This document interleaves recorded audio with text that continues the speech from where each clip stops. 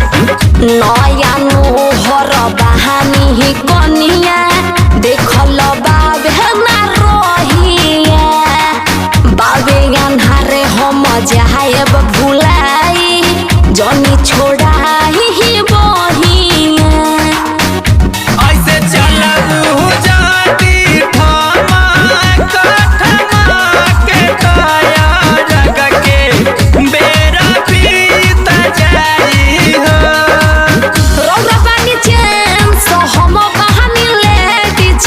कहे ना मानतानी बातावा जल्दी चला धनी जय छठी मैया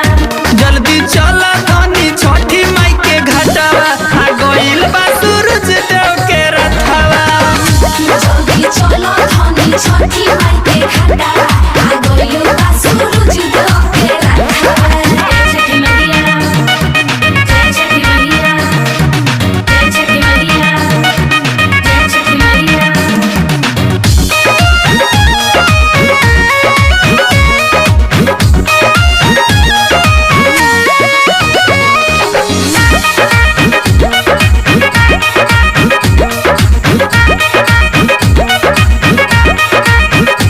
घुंघुटा ताने एक तो चहलत बानी दूसरे परतावे पालाजी गाँव भर के लोग बाबे अभी पीछे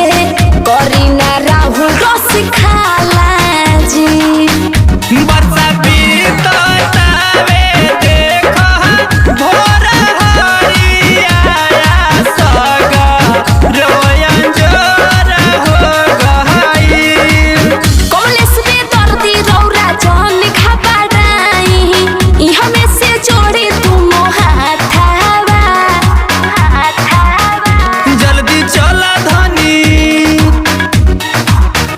जल्दी चला धनी छठी माई के घाटवा आ गइल बा सूरज देव के रथवा